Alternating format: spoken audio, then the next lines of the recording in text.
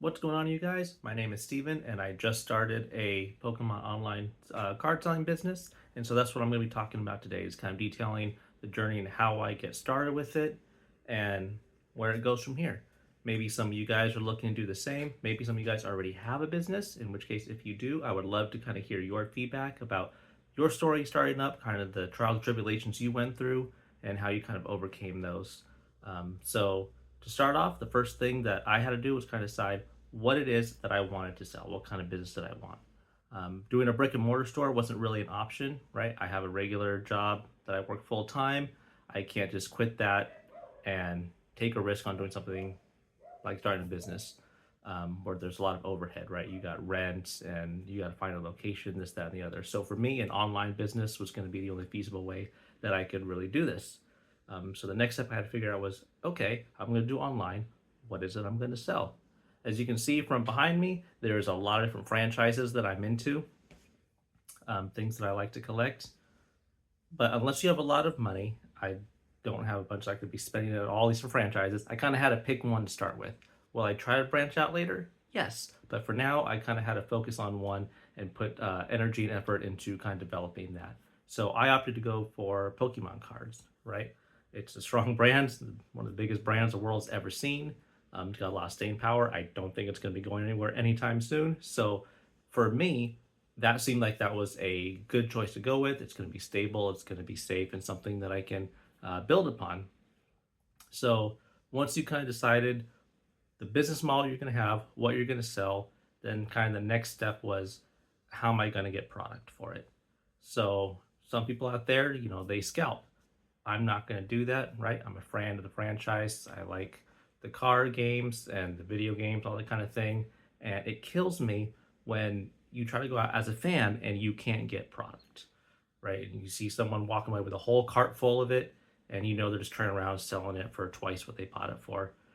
So if that's you, that's you, but that's not something that I want to do. So I had to figure out, okay, how am I going to get that kind of product for my shop?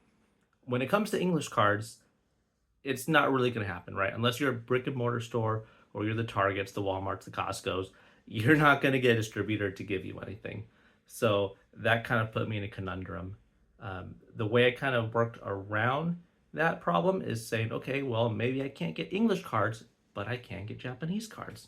And luckily, there is a growing desire, hear the dogs, a growing desire to get their hands on Japanese cards because the English cards are so expensive and hard to get.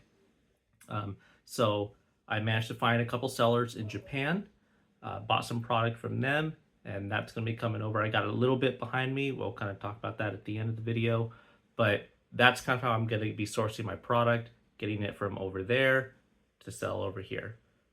So kind of the next step is how do you kind of get the whole structure of your business set up, right? So there's many different ways to do it. The way that I chose to do it was going through Google Business. That helped me get my email going, my domain names and all that. Next up, I went to Canva. After I decided on my company name, I used Canva to develop my logo, some business cards and whatnot. From there, I jumped over to Shopify. On Shopify, that's where I designed my website. They're also going to be like the payment processor and all that for, doing the sales and everything. And it's great. There's a few others. You don't have to go with Shopify. That's just who I chose to go with. But there's also Wix, Squarespace, if you want to do your website with them. I'm sure it's fine. I didn't really check their tools out, but I'm sure they're all relatively the same. So take a look at them, see which one works for you. But I chose to go with Shopify. Next up, the things I had to get started to link all together was all the social media profiles for it, right? So Instagram, Facebook, X. I probably will start a TikTok, but I'm trying to figure out how to use all the other stuff first. So if you're already in the social media sphere, great. You got a leg up on me because I have no idea how to. I'm still trying to figure out what's the difference between a reel and a story, right? This is my first YouTube video, so I'm barely getting my toes wet in it. Some of you guys are probably light years ahead of me on that. Great for you. Next thing I had to get was I'm in California, so I had to get a California seller's permit. I am not a legal expert. I am not a tax guy. But my guess would be whatever state you're in, you're probably going to have some sort of permit or licensing through your state. So make sure you check that out because you don't want to run afoul of the tax authorities, right? So like two things guaranteed in life, death and taxes. So make sure you do that properly because they will come find you. So next thing after that, kind of the sunk cost that I have so far to get started. So luckily for me, right? Like I said, I'm doing it from home. So I don't have any kind of business or rent beyond the mortgage that I would have already had without, um, having the business going somewhere else. So that's kind of the point. So what I do have though is I have to get some shipping product. I bought that from Uline.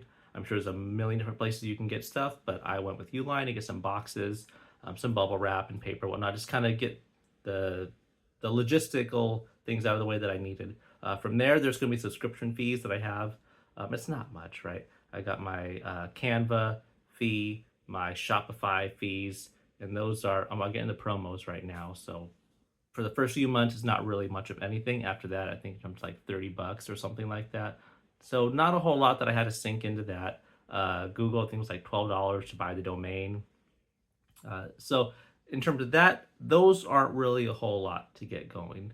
Now, product, that's something different. Now, depending on the amount of capital that you have, right, you might have to start real small, or if you have a few, piles of money squirreled away where you can get a whole bunch, great.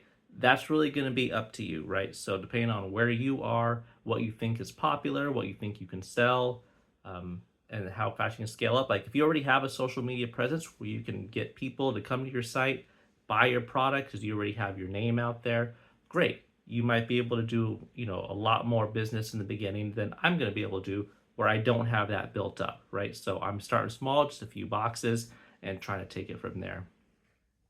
So that's going to be variable. In terms of how it's going so far, well, I have to get my product first, right? So I got my first box yesterday.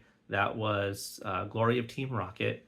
And I didn't have any other stuff yet, right? That's still all being shipped out. But I kind of want to test the waters a little bit. So I just went to like Facebook Marketplace and offer up and kind of put up there, just kind of gauge if people were interested in that kind of product. Spoiler, they were. So I went through all my rocket yesterday and it left me with nothing. Today, this came in, Terrestrial Festival. I'm going to hold on to that because I don't want to just be dumping it out on Marketplace, only because I need to have product if I want to launch my site, right? I'm trying to launch it by next week. Can't do that if I don't have product. So I'm not going to be selling. I got a few more boxes coming in, and that will be ready to go next week. As much as I would love to be able to have this, it's kind of like I feel like it's burning a hole in my pocket because, I got product. Let me try to sell it and flip it. But if I want to have something in the shop, I got to hold on to it. So that's just like a real quick overview. In the coming days and weeks, I will probably do some more deep diving. So let me know what you guys think. Let me know what you guys would like to hear more about in detail. And I'm more than happy to do videos on that kind of thing. Obviously, I just need to kind of figure out what is it you guys want to hear? What do you like as I kind of go through this journey? So I'll probably do like short little blogs like this, but let me know what you guys want to hear. All right, I'll check you guys out next time.